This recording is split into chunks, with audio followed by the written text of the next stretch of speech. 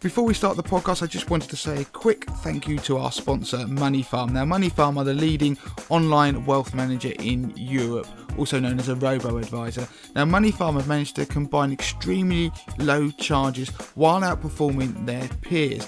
Now, you could read a full review of Money Farm on moneytothemasses.com. Just search for Money Farm review. But not only that, podcast listeners can take advantage of a special offer where Money Farm will manage the first £20,000 of their investment for free for a year if they enter the code MTTM20K when they sign up at moneyfarm.com. Hello and welcome to episode 154 of the Money to the Masses podcast with your resident expert as always, Damien, Fay and me, Andy Leaks. Damien, welcome back. How are we doing? Good Andy, good to be back. And how are you doing? You're looking very tired. You look like you've been working really hard, Andy. You've nailed that in one. Yes, I've had a tough week, been all around the country working and doing my day job and catching up with some auditors and having some really fun times with the auditors in the London office. So it's all go. Is this the delightful world of accounting, Andy? It's like you're all having a get together. It's just when it goes bad. It's like your equivalent of Ofsted for schools. It's exactly that. I mean, we used to have the audit just after Christmas, which in a way is worse. It's kind of nice to get it done before Christmas and know that you can rest up and eat your turkey without having to stress too much about the impending sort of doom. But it's fine. Audits always are fine. If you do your job well throughout the year, it's absolutely fine, and you try and get a sort of a way of working so that you're prepared for it. But they always chuck something different or new into the mix. Yeah, but that's what they're meant to be, isn't it? It's just no matter how good you are at your job and well prepared, it's just that added level of, it's like when you're at school and the teacher stands over you and watches what you're doing, and it just adds that extra level of pressure. But the listeners will be appreciative of the fact, Andy, that you've got a set of matchsticks in your eyes and are keeping yourself awake. And actually, Andy just had a quick swig of Coke, I noticed there. quick bit of caffeine. That's it. How's your week been anyway? Enough of me. It's been interesting. It's been not as eventful in terms of anything. Sort of last couple of weeks have been a bit mental, particularly with things outside of work. But we did do something quite interesting this week, which I really enjoyed. We did a talk for a school on words, and they must have a week in their national curriculum to do with inspirational writing week. So really the aim is to inspire children to write in primary schools, and so what they do is they ask people to come in who write for their job and how important it is in their jobs. You don't have to be a writer, you just have to talk to children to explain how writing is involved. And of course, for Money to the Masses to go in there, I think for these 7-year-olds, it absolutely blew their mind, the whole idea about what you can do with words. Because obviously the whole, everyone knows the story of how Money to the Masses came about, but fundamentally it all came about because of words and writing something down, even though I didn't ask permission to, etc., etc. So you end up just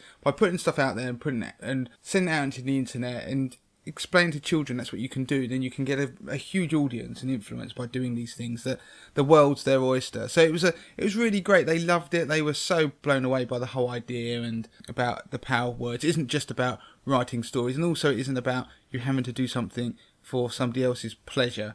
You can just do it because you want to, and then in time it can you can write things that are stories, write things that are factual like we do. So it was quite nice to go and do something with school children and hopefully inspire some of them with the uses of the internet and writing in particular, rather than it just being the where YouTube resides and all those ridiculous videos that they watch and they are addicted to. So that was quite nice. It was, I felt good about that one. Oh, good stuff. Okay, so what have we got on this week's pod, Damien? We've got 3 pieces. I had a moment where I felt like I was trying to get too much in this week, and I settled for the usual 3. I might touch onto a 4th piece a bit later. It depends if we have time, but I'm going to give people a bit of a break from investing for a week, so you get a week off, and we're going to talk about 3 things really. 2 of them are related to do with scams that have come around, and they are variations of some scams you've heard before, but they're really worth listening to and making sure you don't become a victim, or at least try not to become a victim, because sometimes you can't help it even with the best intentions. And the first piece I'm going to do is one around ISA rules, which most people probably haven't realised that have come in. And it was picked up by one of our listeners, Phil, who asked me to talk around this topic. And actually, Phil, I'm sure I've answered one of Phil's questions before. I'm not going to give his surname in case he doesn't want me to. So if you're listening to this podcast, loads of you are writing and sending questions and things, and some of them I use on the podcast, some I just write back to personally. But obviously, feel free to send in your questions, so we don't just want it to be the Phil show. So I'm going to go straight into the ISA rule piece. Now, I don't know if anyone knows that when you have an ISA, there are contribution limits. And so whether it's a cash ISA or a stocks and shares ISA, quite simply now there's a £20,000 limit. Now, historically, the way that limit has worked is that it's the amount of money you can put in per tax year. So as soon as you went over into the next tax year, and tax years run from the 6th of April each year, then you lost last year's ISA allowance. It was a use it or lose it allowance. It still is. But how the rules worked is it was like a one-way thing. You could put money into an ISA, you could take money out of an ISA, but if you did that, you couldn't then top it back up, if that makes sense, because you were limited to a £20,000 amount that you put in. So even if you took out the £20,000 that you'd put in a tax year, you couldn't top it back up. That was just tough. You've used your allowance. Yeah. But what happened is, back in April in 2016, it was one of George Osborne's last gifts to the nation before he decided to go off and become a newspaper editor and what else the other jobs he has. And he created this idea of a flexible ISA. And a flexible ISA is a change to the way these rules work. And it simply allows people to take money out of an ISA for the tax year that they're in, for example, and then they could top it back up. So I'm going to go into the rules a little bit more detail in a second, but if you think about it, me and my boiler blowing up example, if Andy, you were fortunate enough to be in a position that you could put £20,000 into your ISA this year, if your boiler blew up and you had to take out £5,000, then you could put the £5,000 back in before the end of the tax year if you got the money in the future. So that makes sense. You could go back up to your 20. In the past, you couldn't. They would have just gone, well, that's just tough, Andy. You fixed your boiler. You're down to 15. That's just the way it works. And I'm not sure where the demand for this was, but he introduced it. But the thing was, there was no compulsion by providers of ISAs to make their ISAs flexible, which just adds to the confusion. So that means we have products out there that aren't flexible and don't have these new rules in there, and we have some that are flexible and have absorbed these new rules. So let me just go through a few more examples of these rules so people understand them. So let's just say if you were, in that example, going to put your full ISA allowance in. It doesn't have to be your full ISA allowance. If you wanted to put £10,000 in, it doesn't matter. Let's say £10,000 just to make it a little bit more realistic. If you put £10,000 into your ISA and you took out 5 under the old rules, that was, you've already used 10. You can only add another 10 into your ISA that year. Under the new flexible rules, if your ISA is flexible, what that means is you put in 10 but took out 5. You've still got another, you can now add in another 15 to take you up to your 20,000 for this year. So it makes a bit more sense than it used to. It's not just a one-way street. But it also, they've added an extra layer of complication, which I'm not quite sure why they did it. In that example, if you had £10,000 and your boiler blew up and it was a really expensive boiler, and you had to draw out £10,000 from your ISA, then what would happen, the £10,000 you put into the current tax year will be taken out, and the other £10,000 would be deemed to have been taken from a previous tax year. Now, when you got that money back and you'd had another lump sum, won the lottery, and you decided to top up your ISAs again, then the amount you put in is applied to the previous year's allowances first, before it then goes into this year's. So if you only added in £5,000 again, then you would still be having 20,000 of this year's allowance. You have to top back up from where you were. Now, the other weird rule in all this is that if your old ISA from a previous tax year was with a different provider, you have to top it up in with that provider. You can't just top it up with your new one and say, oh, that's last year's really, where I took out money for the boiler. You have to put it into the correct ISA. So that doesn't make a difference if you kept your ISAs with the same person. You just keep doing it year after year, adding in your subscription. They will just automatically work it out for you. So the problem with these rules is, the reason I mention them, because most people don't actually realise these rules exist, and they're still thinking along the old rules. But if this in any way sounds confusing, it shouldn't be, but if it does, just think along the old rules. Because when I spoke to, funny enough, I rang Hargreaves Lansdown on this, because I wanted to see if they're flexible, if their ISA was flexible, and the answer is no. They haven't actually decided to allow theirs to be flexible. So their ISA works on the old rules still. So you can't withdraw and top it back up again to your ISA allowance for that year. So if you have a Hargreaves ISA, which most people out there is one of the most popular, you can't do that with stocks and shares ISAs. With cash ISAs, it appears that most are automatically flexible. They became flexible because the providers decided to make them so. But with stocks and shares ISAs, it seemed to be very much more that the majority of providers decided not to make them flexible. So there are a few out there that are. Before I go on to that one, actually, with the cash ones, you have to check. There's a long list of providers you can find that have flexible ISAs. They tend to be on their variable rate ISA products. So have a check with your provider before you take money out to make sure it's flexible under these new rules.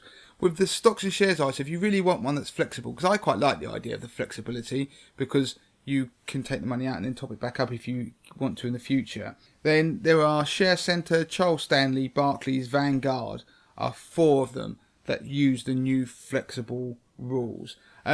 Phil actually asked me, one of the reasons he posed the question is, he said, presuming that you can take money out, for like my boiler example, and you took that out of your ISA allowance for this year, with the boiler you could obviously top it back up again once you got the money. He wanted to know what my opinion was if he could top up his ISA to allow for the fact that his investment fees had been taken.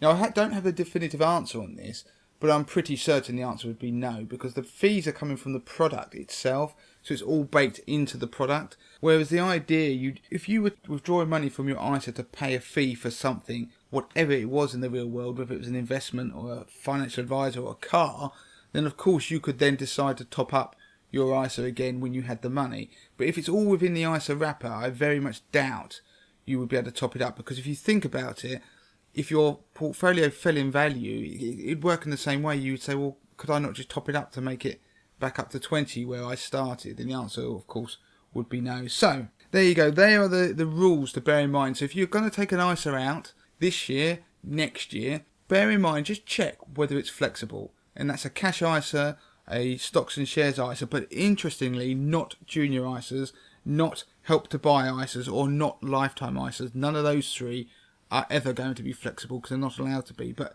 normal cash ISAs or stocks and shares ISA is just one of those little tick boxes just to check whether you can benefit from the flexibility rules. But as I say, when I spoke to Hargreaves and I've researched around this, it seems to me that very few people have even used these flexible rules. So don't worry about it if your ISA doesn't have them.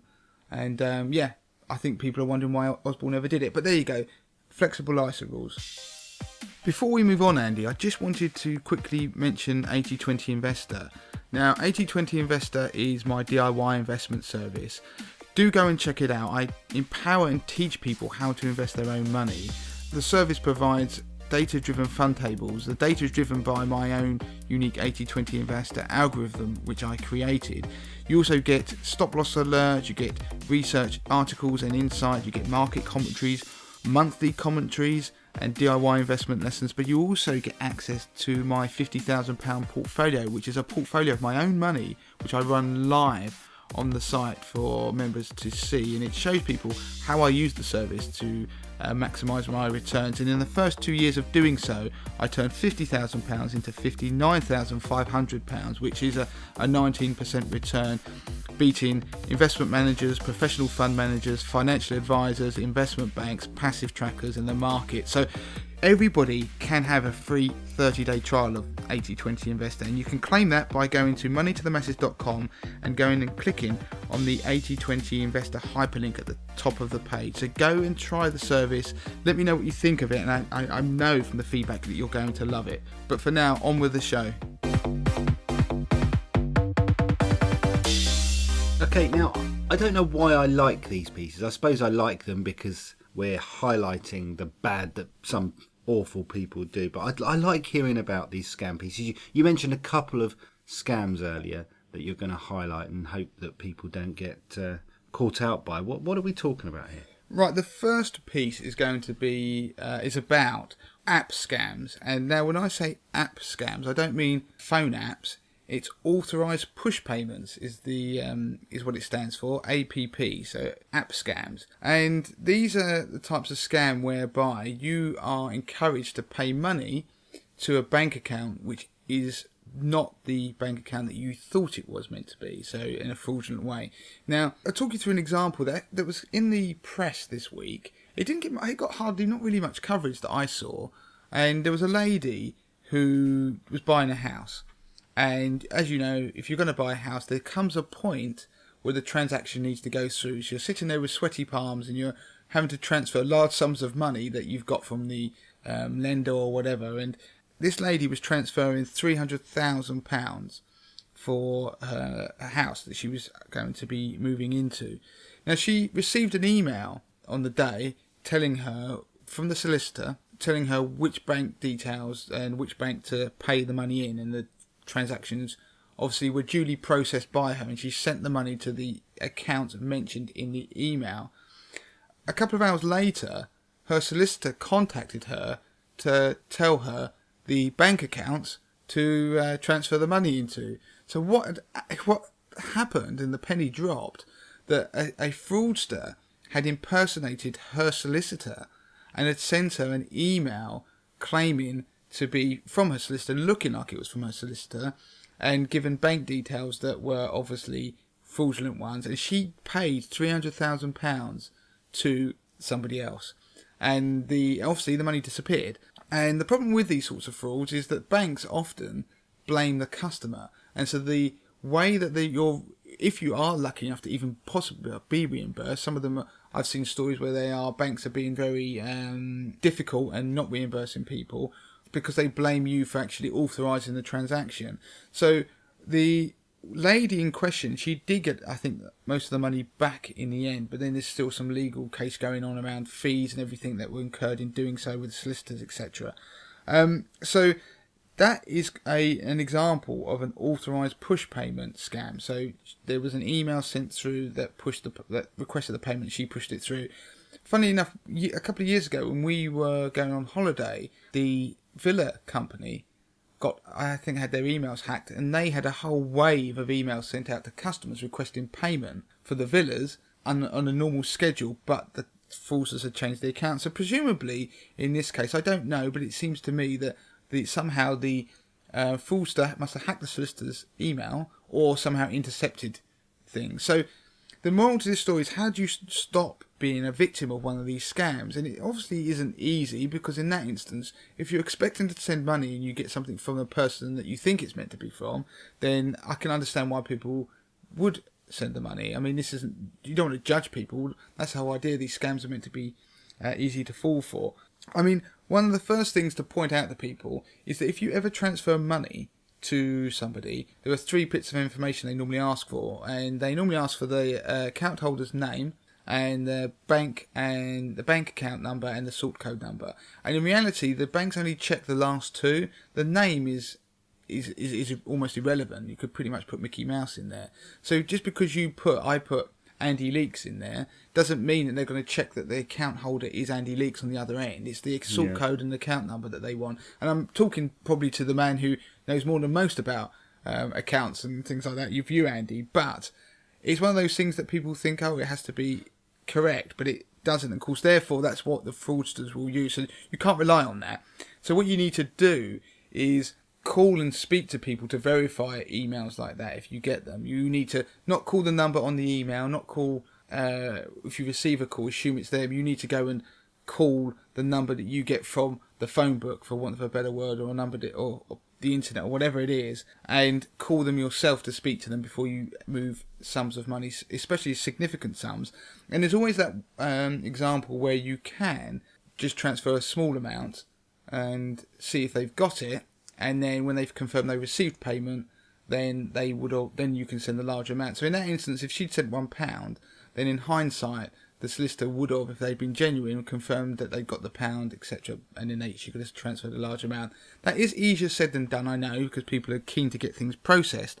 But if people and banks are genuine, then they will be prepared to wait for money. It's not one of these things that you get a bank going, you've got to send it to me this second, otherwise something's not going to happen. That rarely occurs. So the point of this piece is you've got to look after yourself, because the banking system isn't going to. And there was a super complaint that's been raised by Which magazine. I say Which magazine, but Which, the website now. And a super complaint is one of those things that only they and a couple other bodies can raise with regulators when they're unhappy about something that's bad for the consumer. So they often do it with energy prices, but they've raised one about this payment methodology and the way that banks treat people who have been a victim of these scams.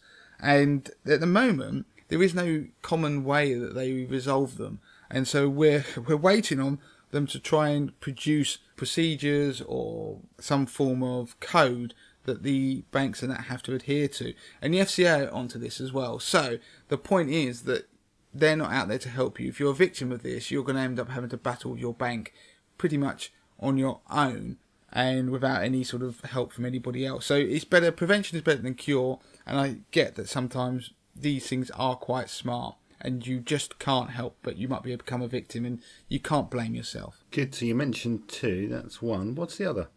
Right. WhatsApp. No, nothing, mate. It's just I've had a tough week and... Oh, sorry. You're talking about WhatsApp. WhatsApp. And we all use WhatsApp. I mean, to be honest with you, I use WhatsApp more than text messages now. I think most people do, because you can do the group messages and it's just easier, isn't it? And there's a WhatsApp scam that's going around, and it's a voucher scam. And I suppose it's quite clever in its own way, but what they do is they tend at the moment to be sending around a WhatsApp message to you, unsolicited, so you never knew who the person was, which is probably a giveaway in the first instance. But you get their WhatsApp message pretending to be from a supermarket, and an example would be, it will be someone like Aldi is giving away £150 free voucher to celebrate its 27th anniversary. Go get yours here, and they give you a web address, and the web address will look genuine, and it will be sort of aldi.com/celebration is the one in one of the examples that I've seen. But what they do is that when you look at a computer screen, Andy, at work, and you've not quite cleaned your screen, and you've got one of those little specks that you think, is that on the screen, or is that a bit of dirt? Do you mean? Is that I'm a looking font? at one right now. Yeah, and you're sitting there looking at it, and then after a while, because you see it every day, you realise it's a speck on the screen, not the font, and you wipe it off. So it works because there's a letter that has a font that enables you to have a tiny, tiny little dot, a little speck beneath the D, and it's obviously from a slightly different alphabet. I don't know which language it's from, and so you don't even notice it. You look through it, like our dirty screens that we were just talking about, Andy. But if you look closely, you can see under the D in something like Aldi or Aldi, however you say it, and any other supermarkets, a number of them, there'll be this tiny little mark that is actually not your screen, or you might not even notice, but it's actually a different font. So the web address is different. So you're not going to the official web address, you're going to something slightly different. And when you get there, inevitably they ask you for a host of financial information for you to be able to claim this voucher and lucky prize. And of course you then would enter them into that details, and they've then just stolen your financial information, and then off they go and do what they want, identity fraud, or depending on the information they have, they can do all sorts. And the other clever bit, which I know I said earlier that it might be unsolicited, they say often at the end of these, I've seen one example that says that you have to forward the message to a certain number of people in your phone book to be able to guarantee to claim the prize as well. So what happens is you would send me, Andy, oh look, here's, you can get some free vouchers. And so it's that kind of, what's the word, social confirmation from your peers. So therefore you think it's genuine because they thought it was genuine. They're not trying to defraud you or anything. So it'd be like me sending it to you or vice versa, and you'd go and click on it and go, okay, what's that? And then if you enter your emails, you become a victim of the fraud. And apparently it's doing the rounds on WhatsApp. There's been a number of people who have fallen foul of it. If you ever see anything like this or the other frauds that we've talked about in this podcast, then you should report them to Action Fraud, and you can do that on 0300 123 2040. So I just mentioned that out there as well. So those are the three pieces. Have I got time to quickly do a quick fourth? It's only going to be a throwaway thing, Andy, before we finish. Of course you have. Right. Last week we talked about the bank base rate, didn't we? And it was raised by the Bank of England. And we were talking about the impact of the interest rate going from 0.25 to 0.5%, the same as it was in July 2016. And we talked about the impact, but one of the things that has obviously transpired since that time is who in the banking world is actually passing on those increases. And I think that savers out there, we mentioned it I think last week, that savers shouldn't be hoping their rates are going to go up sort of drastically. They never seem to anyway. But at the moment, hardly anybody, surprise, surprise, is passing on even that 0.25% increase in their variable rate savings products. And the biggest, well, I suppose it's not a surprise, but the sort of biggest concern really is the high street banks are, in particular, not passing it on. And they're just saying they're going to make a decision. Well, they'll make a decision at some point, probably never, or in the future. And I was asked by a journalist this week about why that is, for a piece that will be in this weekend's newspapers. And it's just simply that they want to profiteer, so they can make more profit. If the savers are stuck at a particular savings rate that's low, let's say it happens to be 0.25, the banks can take that extra bit of money from the bank rate that they're getting on their own deposits somewhere else, for example, and they only have to pay out to savers that small amount. And of course, that boosts their profits. The other thing is obviously the mortgage borrowers are, the lenders, are passing on the rate rise as quickly as they can because their profit margins have been hit over the years as their rates have been cut. So that's unsurprising. Where people have been passing on the rate rise is building societies, and it's probably a function of the way building societies work, because banks work differently to building societies. Building societies are they're owned by their members, and generally that means that their customers own the building society. So if you're a saver, you've got a vested interest in the building society, so therefore they tend historically to provide better interest rates on savings products, whereas banks have shareholders, and shareholders means they are conscious of profit, because obviously the shareholders want to make money, and therefore the idea that they would willingly give or to squeeze their profit margins in the case of a rate rise, that's very unlikely. So that's why you're getting this skew that's starting to appear, that building societies are starting to already pass it on, banks aren't. And there was even a case, if you had a particular Virgin Money ISA, they actually cut the interest rate on their product. So the rates went up on the first Thursday of this month, but on the very same day they managed to cut their interest rate. So that was wow. pretty special. So if you're with Virgin, then you might want to look into what's going on over there, because that is incredible. Whether that decision was made independently and before the rate rise, who knows? But still, they cut their interest rate. So that's where we are with interest rates and rate rises, who's passing them on. They will probably start to pass them on at some point because competition will force them to, but they're not going to be in a rush. And the other quick thing is just an interesting point, really, that in the past, banks became less reliant on savers' money to run their businesses. So they would obviously take deposits and they'd use that money to do whatever they would do in their banking to make money and lending or whatever it is. and they became less reliant on savers' money because when rates got cut, the returns available, etc., and the demand all fell away. So their business models changed slightly. So of course now they aren't so bothered about competing as much as they used to be, say 10 years ago. But that is obviously that will catch up and it will slowly start to change. So you will see some rate rises in the future, but it's not going to be anything exciting. So there we go. It's just a bit of an update. Good. Okie doke. Enjoyed that this week. Are we done? We are done, Andy. I think that's it. I mean, as usual, get in touch at Twitter at... What am I talking about? I think I'm getting tired.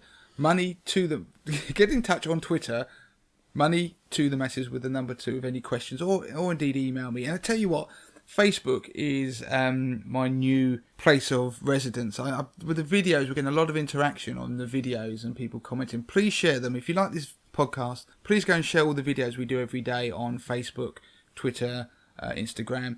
And if you can share them, the more people will see them. We're just doing these videos to teach people about various different things. I'm talking about this week, one of the ones I'm doing over the weekend is something you need to be aware of on the financial services compensation scheme that most people probably aren't, so it's worth looking at. I did a whole range on Bitcoin this week, which are very popular, which was quite good. And yeah, so there's a whole range of them, so do go and share them, please, because they are proving very popular. And if they continue to prove popular, I may not stop at 100. That's just a bit of a... Ooh, yeah, I might. We're mulling over that I might just do it indefinitely, which is quite an undertaking, because doing a money video every single day, 60 seconds to come up with the ideas and stuff. But then, who would have thought, after 4 or 5 years, however long we've been doing this podcast, Andy, we'd still have content, evergreen content to talk about on a podcast. There you go. Yeah, who'd have thought we'd still be banging that drum, flogging that dead old horse. And we're still in. Not a dead horse, of course, Damien. We are up to 99 reviews. We are desperate to get to that 100. We're not desperate, but we'd really like to. So. I think I am, to be honest, Andy. I've been staring at it for too long. And I can't believe we haven't gone sailing through that already. So please do it. If you can get this, the first thing I want to get to 100, but then I also want 100 5-star, because there's a couple of non-5-star, 4-star reviews. Why you'd leave a 4-star, I don't know. Yes, we want to do that. So yeah, there we go, Andy. Good. Until next week. Don't forget to claim your free copy of Damien's best-selling book, The 30-Day Money Plan. Sort your finances in just 5 minutes a day, worth $4.99. Just go to moneytothemasses.com/podcast to find out how.